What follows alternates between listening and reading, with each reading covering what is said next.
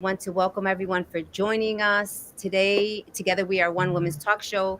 We have not been on board for the last few weeks. I had to go out of the state, and there were some challenges with the Wi-Fi. So, but I am back. We are back, and we are grateful to God for being back. And I'm going to ask that you continue to share and invite others. Remember, Together We Are One is all. It's a women's talk show. Uh, but it's not just for women, it's for everyone, it's for family and everyone. And so today we have an amazing two wonderful women, and this month's topic is all about children. We're going to talk about the joys of having children, the blessings that they are, because they are a blessing from God. But we're also going to be talking about the sorrow and the tribulations and some of the challenges that we go through, um, right? That we go through as being a mom. Mm-hmm. We're not trying to make it about a mother, but we are going to be discussing what our children go through. Our children go through joys, they go through sorrows, they go through the same thing that we do, right? And I don't think anybody really prepares us. Just like you can read all the books in the world about marriage and about childhood, but about children, how to raise them, but Mm-hmm. everyone's going to go through a different experience. And so our hope is that tonight that you are blessed. Remember that Together We Are One is a women's talk show. It's about being real, raw, and transparent. It's not about judging or condemning anyone. This is our personal testimony. This is our experience. We're not specialists, we're not doctors, we're not therapists, but the greatest conversations are the real testimonies as things that we go through in life, right? So I'm going to ask everyone to kind of, for those that are viewing, chat in, say hello, let us know that you're watching, share and invite others, because everyone has a child. For those that have a child, and even if you don't have a child, there are times that you'll be able to adopt a child one day. You never know, right? Or you'll be able to, someone will leave you their children if God forbid anything happens to them. You're still a mother. If you're not a mother, you're an aunt, you're a grandmother, you're a godmother. So this is something that it's about all the children, right? Healthy and unhealthy, mentally stable and unmentally stable. Hi, honey. So it's a little bit about everything. We want to talk about, um, you know, when we know that we're expecting a child, there's this great joy, right, for most of us, and we think that it's going to be so wonderful. And then all of a sudden, we start realizing, okay, am I doing the right thing? Is it good enough? Is it not? Should I have done this way or that way? But we're going to talk a little bit about everything tonight, right? So we have a wonderful guest speaker. You ladies, everyone out there, already Barbara Claudio. She's one of our panelists. If you want to raise your hand, Barb's. And then we also have Shanay Fulton, and she's our special guest speaker today. Thank you so much for joining us, Shanay. And Shanae's going to give us a little bit information about her. She's going to tell us about her. So while we do that, I'm just going to have Barbara just hanging right there. But Shanay, tell us a little bit about yourself, honey, and thank you so much for joining us. Thank you for having me. Well, I am a mom of two boys. One is 13, one is 11. Um, Love my babies. I'm a mom. I do politics. I'm more of an advocate as well. So I came from like a domestic violence situation, and I came to Connecticut, and I did not know that I was going to be involved in that. But when I came to Connecticut, I ended up being involved in that, and that's what spurred a lot of my political stuff that I have going on, and all of the advocacy work that I'm doing. And it was based off of also, my children as well, because it was experiences that they dealt with me, and some because of them. I'm sorry. I thought you were going to say some more. I'm like getting comfortable here. Um, Yes. So, Shanae, I know that you said that you do advocate for domestic violence as well as for Mm-hmm. children. Mm-hmm. And I believe you said that you're also a single mom of two wonderful boys. Yes. And right before we got online, you shared a little bit about there's one that you do co-parenting, and the other one is what? Parallel parenting. So parallel parenting. So Yes. I would love for you to share a little bit, what does that mean and what does it look like? Because I had never heard those terms. Okay. And I actually recently discovered this because I've been saying this is not co-parenting. What I do with my youngest father, it is not co-parenting. That is the one that I went through the domestic violence with, and I still have to co-parent with this person. And the reason why I say it's not co-parenting is because we both have two different ideas of how we should manage things, and legally it is called co-parenting. However, when you actually look at the term co-parenting versus parallel parenting, co-parenting is when the two of you are no longer together, you actually are operating in the best interest of the child. So regardless of, you're living in separate communities, different states, what have you, you're able to get along for the sake of the child. So that's the best interest of the child. Parallel parenting is where you both are not together and you both are parenting, but you're on two different pages.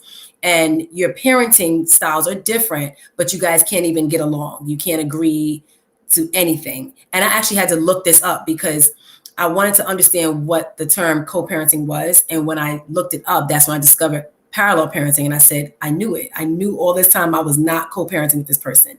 My oldest child's father, I actually co-parent very well. We are in two different states, hours and miles away, and we do a very good job of getting along. We haven't been together in years. My youngest, we're in the same state, different towns, and we cannot get along to save our lives. We just don't co-parent at all. But the legal term would be considered that we're co-parenting, although we're not at all. Now, for those that are watching, one of the things that you and I discussed yesterday was that our children lash out, right? Mm-hmm. They start having a certain behavior Mm-hmm. when they don't have their parents. And I'm going to have Barbara come in and listen. What I'm saying is that a lot of times our children start having certain behaviors because they're not having their father there, or they're going through certain situations at home, whatever the situation may be, right? So at what point did you realize, my children are lashing out, this behavior is not acceptable or it's not normal? Because some children, when they're very young, they don't understand the terms, right? So we think it's Mm-hmm. just their behavior at their early age. Mm-hmm. But when you see that they're growing up, there's a pattern that either continues or it shifts. And I'm Mm-hmm. gonna have you answer, and then I'm gonna have Barbara, um, Okay. share about her as well. So again, both children were being raised in the same home. So my youngest son's father was the father figure, if you will, for my oldest child. Things were okay. They were seeing a lot of different things, but my oldest son did not have his father involved. And he seemed to be like a normal child. Actually, they both were normal children. And I think when we separated and my youngest was in a whole nother country, another time zone, and dealing with all of that, I saw certain behaviors in my oldest child only because now he's missing that family life. He's missing his brother and what he knew as a father. And of course, there were questions about his own father. His father was not around. And then when my younger son came back into the country, I started to notice his behavior was extremely different. He was lashing out and acting up in school. He wasn't grasping the work. His behavior was just all over the place. And we had to have therapy involvement. We had a lot of involvement in third parties. And eventually, as they grew older and older, we're still dealing with this. And now it kind of switched.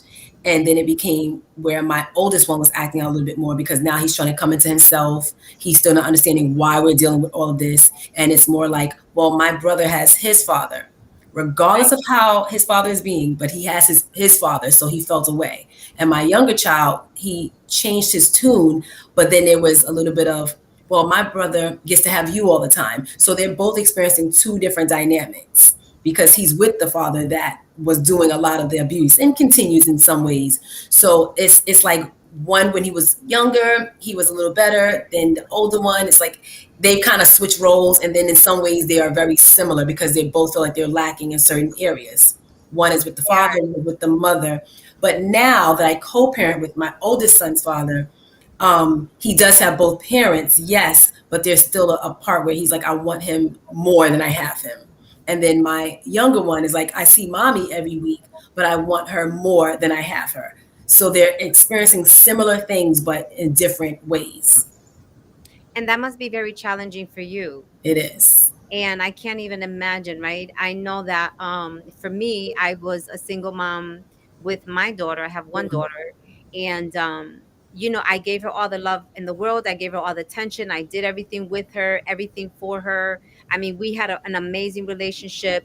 I made sure that she always called her father's family, that they were involved in her life, because I didn't want to. The fact that her father and I divorced, I didn't want the family to divorce from her, right? So Mhm. I made sure that I call them so that she can talk to them. I would have my nieces and nephew come over. She would go over to her father's family's house, which is also in another country. But so she was okay as long as she saw her family and her dad. Yeah. But then she got to an age around 10 that things kind of shifted in her life. And her dad, who had a girlfriend who was like a family for my daughter and two daughters, all of a sudden is no longer with him.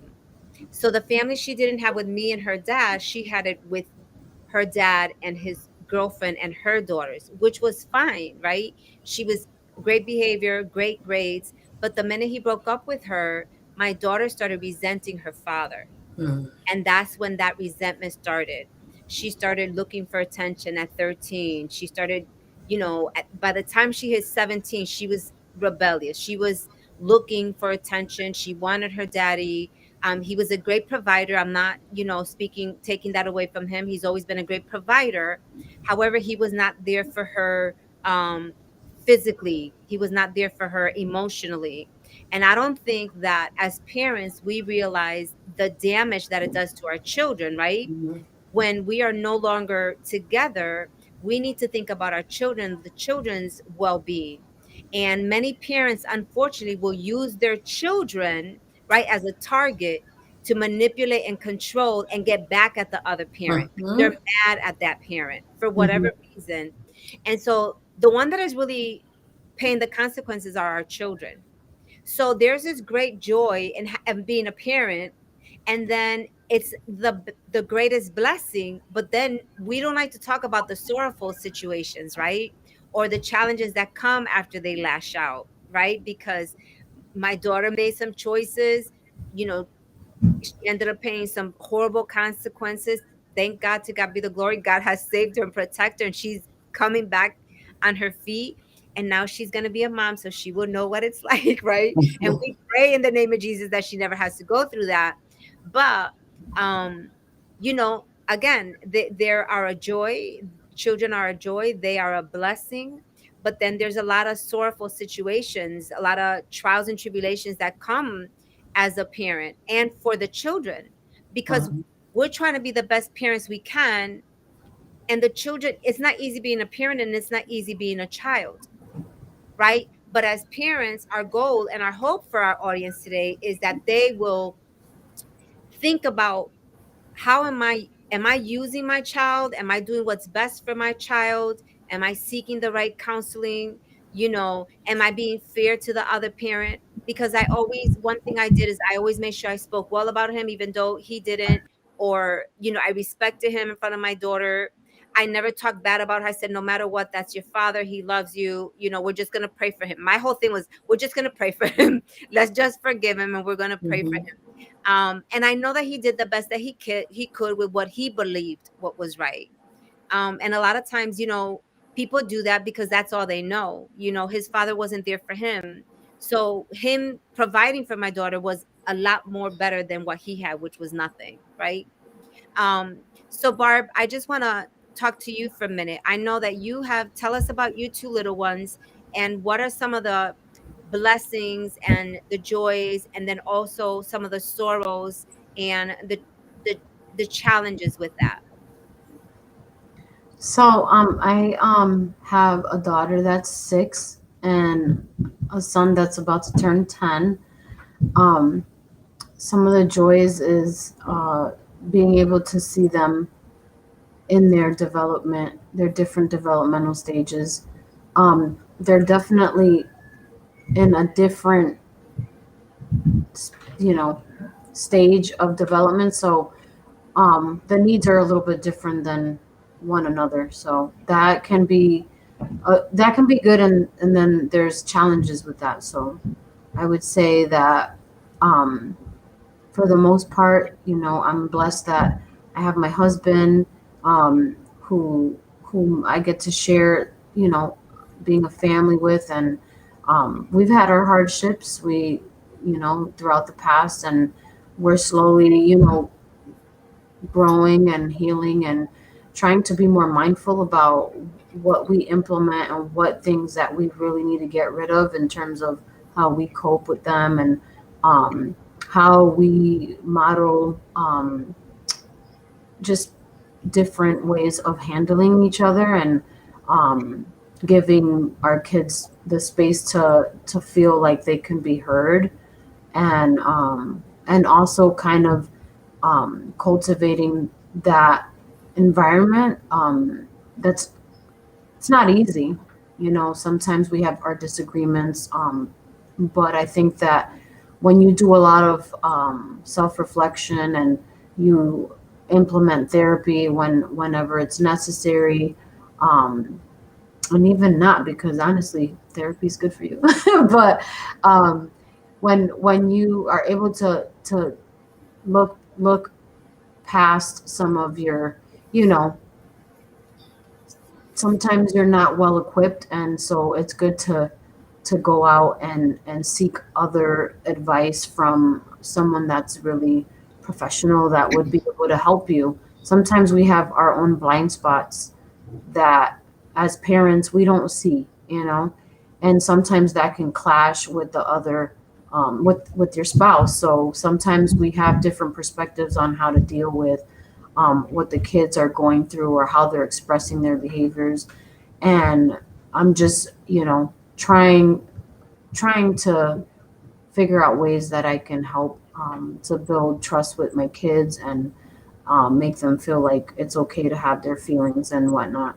And Mm-hmm. at this present moment, my husband is deployed, so I'm experiencing all of the disciplinary and being there, basically 24/7 for them, emotionally, physically, and mentally. And that can get exhausting at times, and sometimes we have to implement strategies that are there strategies that can help kids deal with their emotions. So I'm trying to be, a resource to my kids, um, in ways that are a positive way to express themselves. And even when they're having their meltdowns, it's not easy, because you see them, they're in their hurt, and they're in their feelings and emotions, and you want to be there for them. The screaming, or the, you know slamming the door, or they're quarreling amongst each other, and sometimes that can be overwhelming as a parent. So uh, it's just, there's pros and cons to raising children, but I'm grateful that, at this season in my life, I am homeschooling.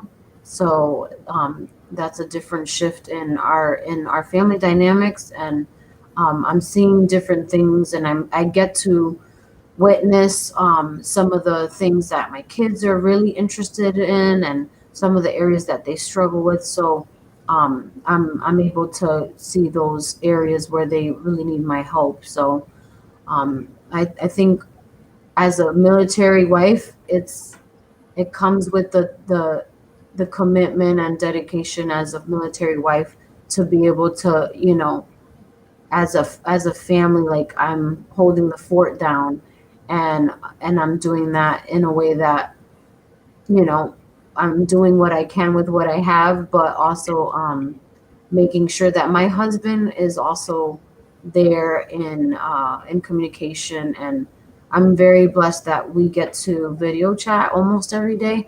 That is a possibility for us at this moment, and I'm very grateful for that. And there are times when my son, can be hard to see eye to eye with. So he and his father are able to talk, and he can level with him, and sometimes because I'm a little bit more emotional as a mom. Uh, I want to help him, but I'm also in a rut with him, so that can be challenging. But I would say that um, we have we're currently experiencing something like a fork on the road for as a family in regards to my oldest, and so we're trying to navigate and seek different avenues in terms of like how we can really help him even more, like with his coping strategies, and trying to see where those gaps are with regards to having relationship with his sister and I, and just trying to help him to manage and cope so that we're all on the same page about what it is that he needs, because at this fork on the road we have we've come to see something that we weren't really aware of, and now that we are, um I'm trying to just navigate that. So that's some of the hardships, but also our kids are different. They're not both the same, so we have to treat them with a sense of understanding and trying to understand what their needs are, because not every need that one child might have will fit with for the other. So that's where we are. Thank you for sharing. And Shanae, I think that it would be fair to say that, just like she said, our children are always different. I have Mhm. my daughter, my husband has a daughter and a son, and they're all different. They're all adults now, but they all have different personalities. Mhm. But going back to, young children, we never, as parents, we are excited about being a parent, but we never know if our children are going to come out with a learning disability, dyslexia, hyper or depressed or emotional, or we never know those challenges that come with it, or if they don't know how to cope with certain situations. As parents, we're trying to learn and do the best that we can, but we make mistakes along the way. We're not perfect, especially if we don't have a relationship with God. I'm not talking about religion, but I'm just saying having a relationship with God is so key in order to be able to be a wise mother and Mhm. try to direct them to the best of our abilities. um, Hmm. and Shanae, if you can just share a little bit about what have been some of the mechanisms, what are the things that you have done to try to help your children understand better or get through these situations? For some people, some parents be like, here, let me just buy you this and let me buy you that, and let me, Mhm. unfortunately, right? Those are some of the things that here, I can't meet you, but I put some money in your account, or here, I can't, go see you, but I'll get you what you need. um and for me, I was the opposite. I'm like, I'm going to discipline you with love. No, you don't need this, but I'm here for you 24/7. And one of the things with my daughter, I always listened to her. I always spoke with her. I didn't sugarcoat anything. I didn't baby talk her. Like some parents be like, baby, like, you're a victim. You don't have Yeah, your yeah. father here. Let me baby you. No, I was like, no, you're blessed. You have a mother that loves you, that you're like a queen and, like a princess in this house. You lack nothing. I do everything with you, for you. I enjoy you, have fun with you, take you everywhere. But I also I taught her, you need to keep your room clean, you need to keep your grades up. Like, I still disciplined her and held her accountable for that. Once she got older, was a whole other story, because she was 5 going on 25. And then when she was 25, when she is 25, she turned 5. No, I'm just kidding. But you get the idea. Yeah, yeah. She was an also very mature at a very young age. But then when she rebelled and she was looking for all this attention, she kind of switched roles, if you know what I mean. Does that make sense? Yes. Oh yeah. For me, I would say with my older, well, actually with both of them, I at first I started doing therapy with them, and I would actually go attend the therapy sessions as well because I wanted to understand, and also because I knew that I was going through a whole custody battle with my youngest son's father. So I kind of wanted to have more eyes on everything and get my children maybe to open up to somebody else. Maybe they couldn't open up to me. And also because I just felt like maybe I'm not doing something right. I think I'm extremely emotional. This is a lot for me. I need help.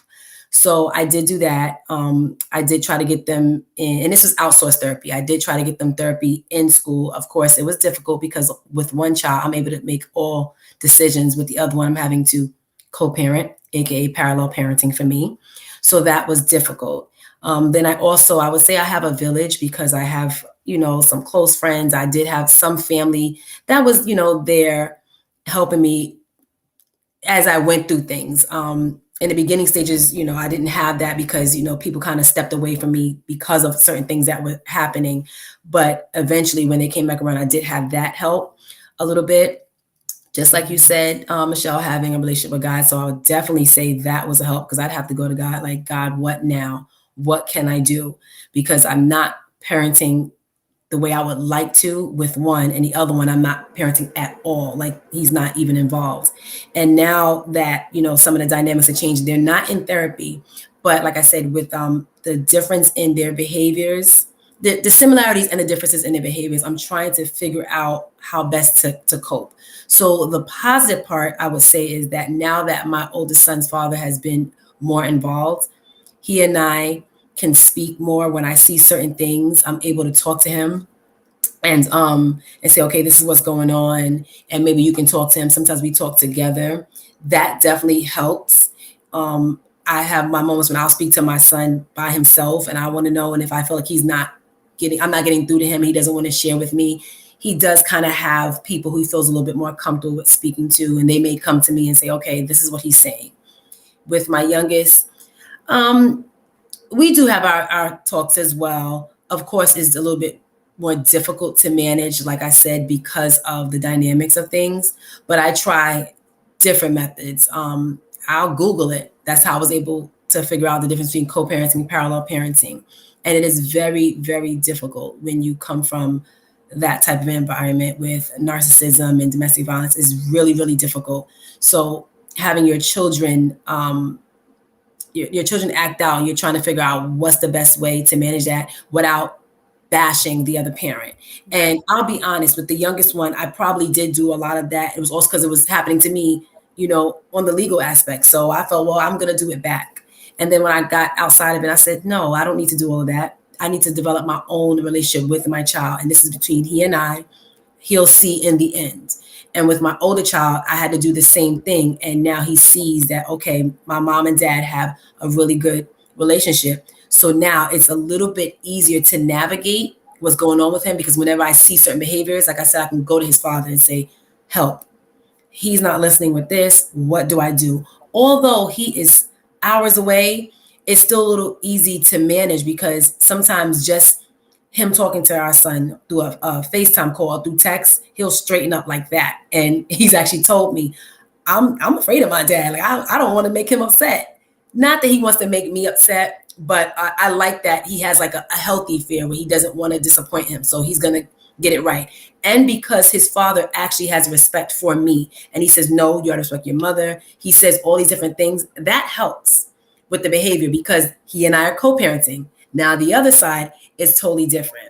If you're not enforcing that, he's not going to see that, how he should be. Granted, he's a respectful child anyway, but he's not going to see that dynamic. So when he's acting out and however he is, he's acting out. I mean, that doesn't help.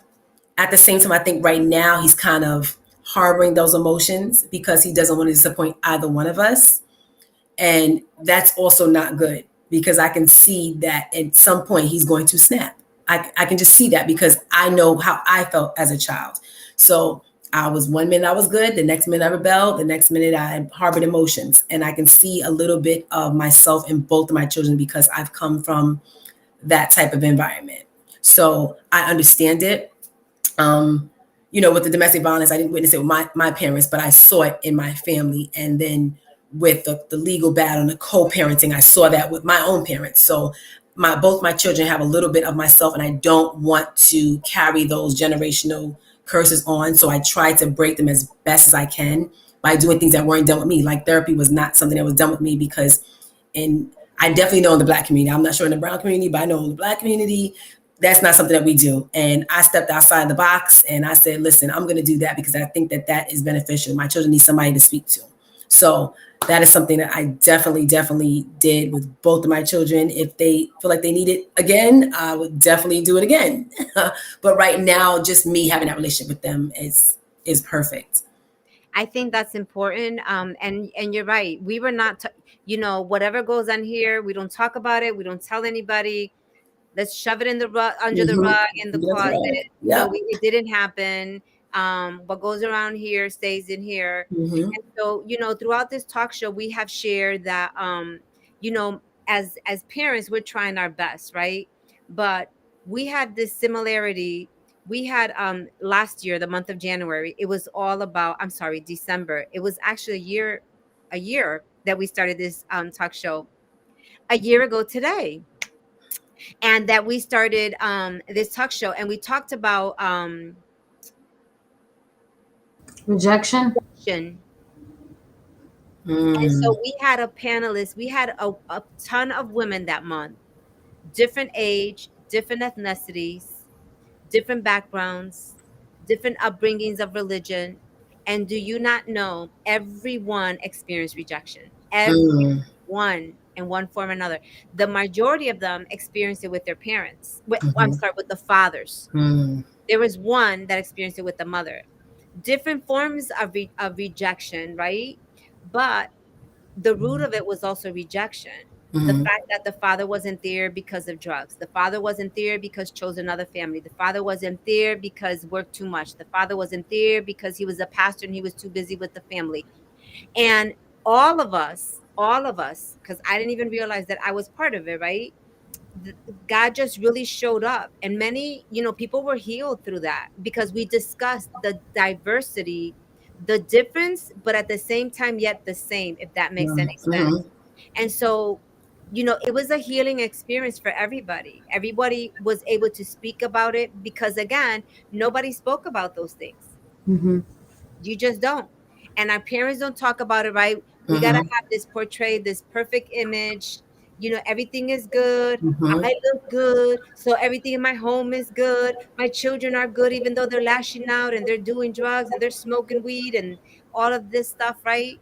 No, the devil is a liar, right? And Mm-hmm. so, but the thing, like you said, unfortunately, if there doesn't come a generation that we decide, like, no, it's gonna end here, and I'm gonna get some help, like you did, right? Mm-hmm. For me, I had to do the same thing. Obviously, me, I was just holding on to dear God, like forget it. That was my own, that for me, that was my source. Because nobody could understand what I was going through. And then when I gave my life to Christ, to my family and friends, I was like an oddball. Oh my God, hallelujah here. She's lost her marbles. But I didn't really care because that's really the source I had. And at Mm-hmm. that moment, that's all I can go to. And as much as we love our family, we really can't go to them. They don't understand, and they're not living what we're going through. And if they did live what we're going through, they don't share unless you said or asked them, "Did you go through this? Do you remember when you went through this? How was Mm-hmm. it? I wish you would have spoken to me about it instead of covering it up. Or I Mm-hmm. wish you would have gotten some help for you and for me instead of now I went through it and I made some of those same mistakes, and now my children are going through it. So when does it end, right? Shanae, I want to ask you, for the viewers, Mm-hmm. what are some of the things that you would share with someone that is experiencing what you're going through as a single mom? Um, what are the things that you can give them hope? What would Mm-hmm. you advise them? And I also wanted to ask you, what are the most joyous moments you've had with your children? We know our children are a blessing.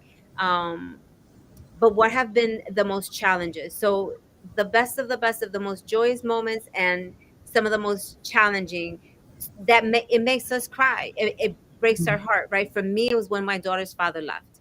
It it it killed my soul because of my daughter's crying for her daddy, Mm-hmm. right? And so our children go through these sorrows that there's, no matter how much you love them, there's nothing you can say and do that can take that pain away from them. right? And I'm sure that with you going through this challenge with your child, he's my daughter went through it. The father was speaking one thing, I wasn't speaking those things, but he was having her back and forth. And I would try to bring her up in a godly way, and he's picking her up in another way. And I'm like, what are you doing? What are you teaching your daughter? That it's okay to, drink while you drive? That it No, but he wouldn't want to talk to me about it so we can co-parent, right? What was the other word? Parallel parenting. Parallel parenting. I gotta remember that. Parallel parenting, right? Yes. And when it came to that, he didn't want to discuss nothing with me. Mm-hmm. He just wanted to do him. And and and and when she was 10, gave her a phone. I said, she's 10 years old, what are you doing? No, I don't want to talk to you. I said, you when I see the phone call, I'll give her the phone. You don't have to talk to me. But then he didn't discuss that with me. But then when she raised the bill to $1,000, he came calling you saying, you know what, your daughter. I said, no, no, no, that's your daughter. You didn't discuss with me about that phone.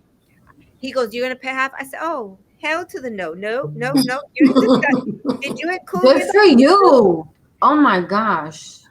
So, but Sinead, can you share, share that about the joys of being Mm-hmm. a mother, and then also the sorrows of our children, the challenges, Sure. and also the blessings. Okay. I did want to comment what you said with the phone. I gave my son a phone at 10 years old only because of the dynamics of the relationship, because it was the domestic violence thing. And I kept it with me. So when my son is with me, like right now he's with me, he has it because he's with me. When he goes to his father, he's not allowed to take it, only because things have been destroyed or hidden. So I just want to refrain from doing that. But I also want to keep it so that there's no way for you to contact me per se. You want to talk to him, you're free to talk to him whenever. I'm not withholding you. But now, as far as the good and the bad, I'll actually start with the bad first. I think the worst part was watching my child be shipped out the country. So he went to Dominican Republic, and it wasn't something that I really wanted to do, but I did it because my son's father made it seem as though it was the best thing. It would be helpful to all of us. There was an ulterior motive. So for me, that was probably the worst part, because it created a lot of issues that I still have to deal with now. So that was a difficult part. And then with my oldest son, us having to be homeless for a good 3 years, that was really, really difficult. So we were homeless, and we were like on the run from him as well. And that was a really difficult part, because I'm trying to navigate the fact that one child's out the country and I hadn't seen him for, I think it would happen a couple times, but the last time was when he was gone for a whole year. Wow. And I would only get to speak to him whenever his family would allow me to speak to him, because even if they missed a call, oh well, and I don't know when I can call over there. So those are difficult moments. And I think the most joyous one was when, and actually another bad moment was when he returned from the country. And I had to find out through Google and calling all over the place and finding where my son was going to be returning to the States, and his father kind of running out of the airport and me not seeing my child again while I'm already homeless with one. So that was really difficult. And that's what started the whole legal process. Now, the good part, I would say, is when the courts enforce that I have some sort of rights to our child, and both my children got to see each other with a court person for the first time in over a year. And that brought tears to my eyes. And it's them looking at each other was like, oh my God, I miss you. And you sound different. You look different. So that was a joyous moment for me. I think another joyous moment I want to say was in 2019, where I took my children on a vacation, the first vacation I've ever taken them on. And for me, that was like the best thing ever. We went to Virginia, and I had so much fun. My youngest had never been. My oldest has been with my family, but I was never able to go. So I've never taken an actual vacation with my own children. So that was the first time ever 2 years ago. And then another joyous occasion was when my oldest son got to see his father for the first time since he was 1. He spoke to him over the phone. Of course, we had the pandemic. When he actually got to see him face to face was this past April, close towards his birthday. And I surprised him. And I kind of shared with you last night, Michelle, that, his dad was feeling a little apprehensive about it. He wasn't sure how his son was going to receive him. I'm like, you guys talk on the phone for the past 2 years, but I can understand, the fear and the apprehension with it. So when they finally met, it brought tears to my eyes because they just looked at each other like you would have thought they've seen each other like always. They haven't seen each other maybe in a few days or weeks, but it was really, really good. And then the next time was this past October, November, when he came to visit, and he stayed for a few days, and watching the two of them was like, wow. And he kept telling me, this is the best day ever. I had my mom and my dad, and we took pictures, and it was fun, and we went all different places in Connecticut, and it was fun. So that was a joyous occasion, and I'm waiting for that joyous, momentous, victorious moment with my youngest son, because I know And it's you will coming. have it, and you will have it, and you will have it. I promise you. God is good and faithful. I want to Mhm. ask you another thing. I know that you advocate for domestic violence and for Mhm. children. Mhm. Can you touch a little subject on that, and how does that help you, helping others? Oh, okay. So because I experienced homelessness, I lived in motels, hotels, shelters, my car for a good 3 years with my oldest son. When I share that with people, they're like, "Are you serious?" Running basically for years, living in that with my children and running from it. So when I talk about it, I opened up one day. I was in New Britain, and there was this event that a friend of mine from college told me about, and it was like 2017, I believe. And I opened up about it, and then it made the front page of the paper, and it was Wow. recorded. And I said, wow. And I remember going up there with my oldest son. I believe at the time we had just came out of the shelter. So we had only been out of the shelter for a good year. And I went there and spoke about it, and made the paper. And then people were reaching out to me and saying, I want you on my podcast. I want you on this show. And I started to talk about it more and more. And it was empowering. All the while I'm going through legal proceedings and being dragged through the court. I'm having DCF involvement every 5 minutes. I'm having officers every 5 minutes. I'm having every week I have another filing, and it drained me.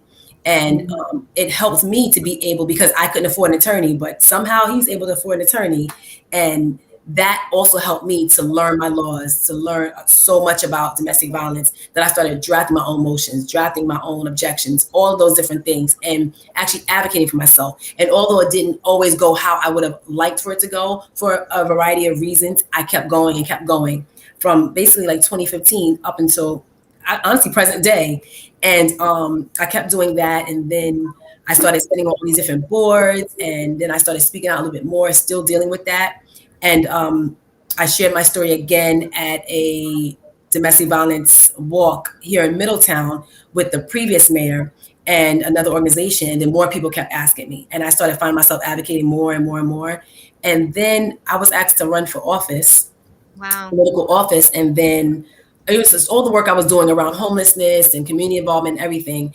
And then I was asked to run for office, and I won my first election back in 2019. And then I was sitting on all these other boards, and people started saying, okay, you've been having all these issues with workforce. And I was having workforce issues because now I'm a single mom, still kind of running, but I'm having transportation issues because one minute I had a car, then I didn't have a car.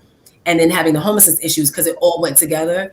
And I started advocating for all of that. And I took my LSATs for law school, and I took it twice. And I got, first time was like an okay score. The second time was a little bit better. But I said, yeah, I don't think I want to do law, because I don't want to sit there and advocate for someone who I know is probably not doing the best things.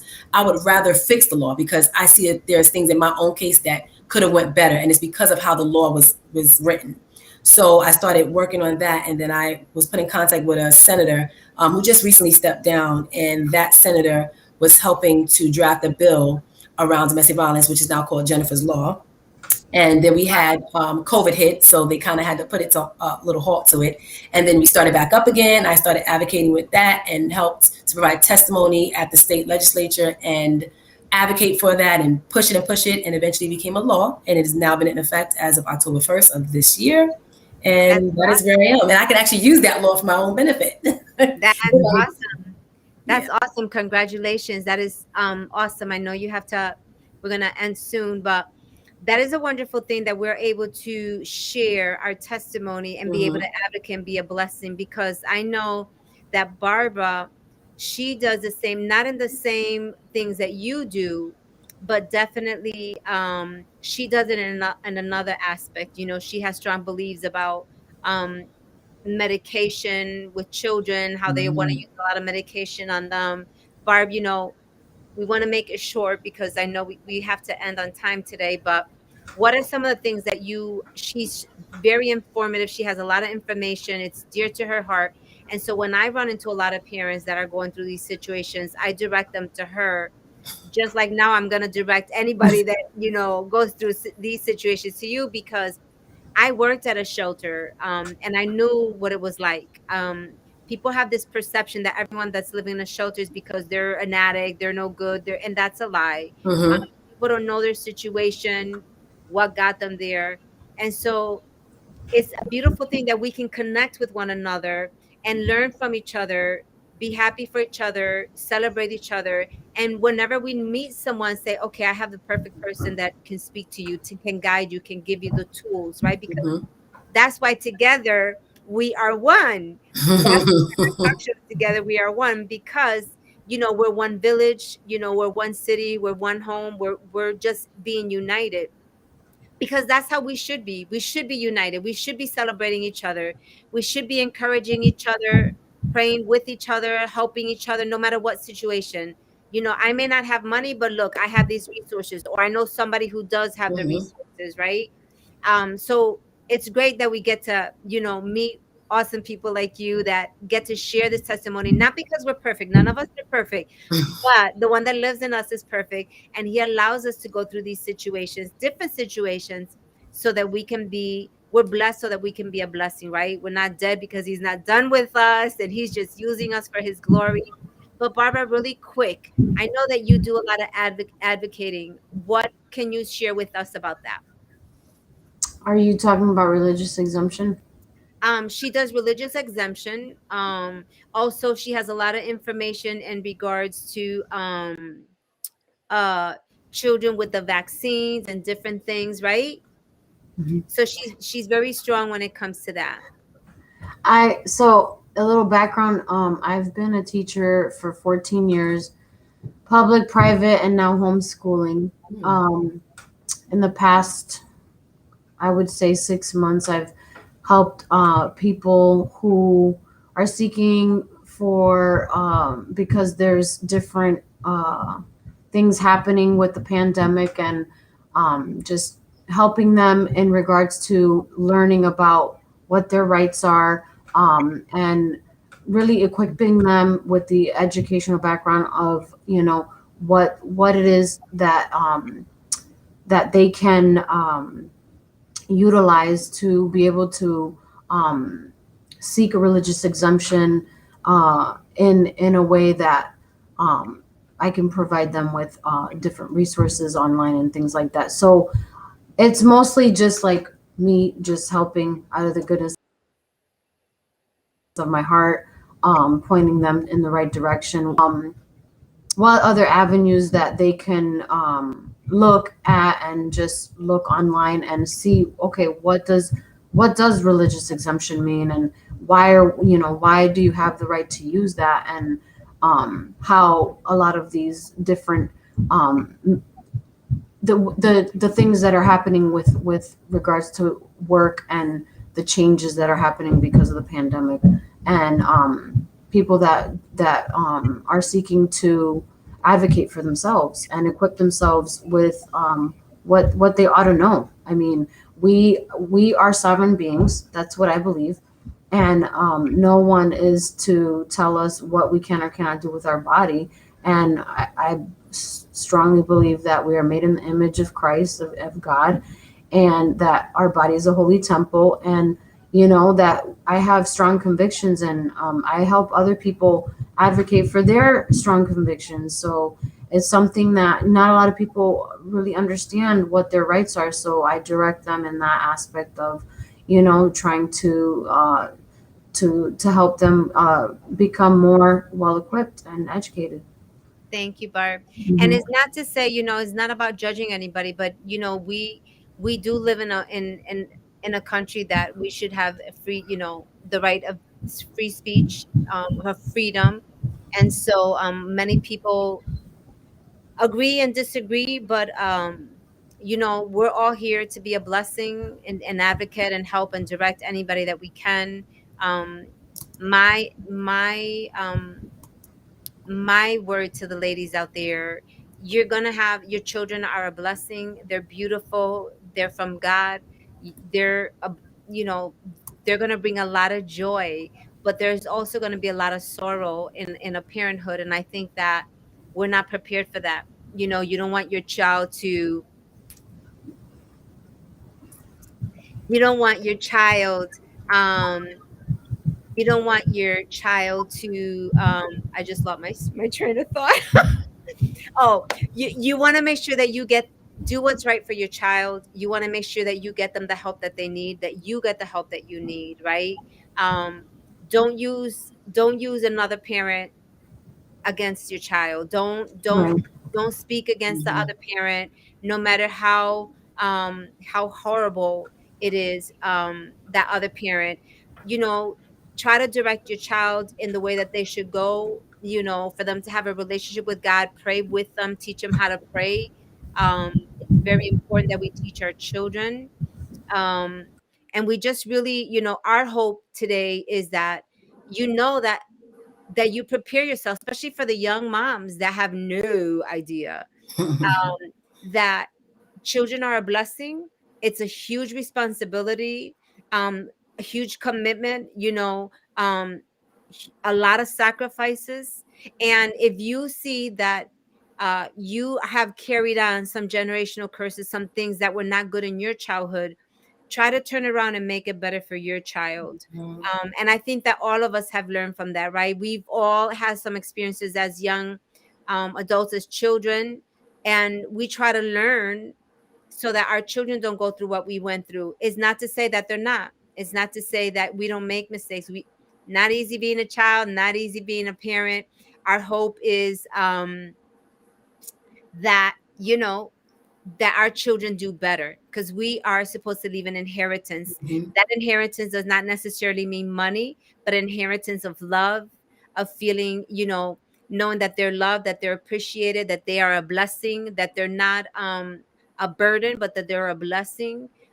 It's important for us to let our children know and to show them the love. It's not what we say to them, it's what they're going to see, what Mm. we do. And I think a lot of times we're constantly telling them, don't do this, don't do that, but then we're doing it. So we can't do that. Our hope is to be better, you know, to take the good from our parents and to take the not so good, learn from it, and then make it better, right? And so I just want to say thank you so much, Shanay, and Barbara. Thank you so much for joining us tonight. We will be here in 2 weeks. We have another guest speaker, and so we will continue um, to try to guide you and provide you information. And we're going to be putting some information on Together We Are One, some we're gonna, you know, I'm gonna put Shanae's information there too, because you might be able to have some questions for her, as well as Barbara. So you want to connect with these women. You want to connect if you're going through a similar situation. If there's anybody that, you know, is going through some challenges with their child, because they might or might not be have dyslexia, they might or might not be extra hyper, they might not be, you, whatever it is, these are the perfect women for you to, you know, talk to. And again, I am Michelle. Shanae. Barb's Barb is frozen over here. She froze. So I'm Michelle, Shanae, and Barb, and together we are one. We want to thank you for joining us. We hope you have a fabulous weekend. We will see you in 2 weeks at 7:30. If you have any questions, leave them on, and we'll be in touch with you. Have a good night, and God bless you. Bye bye.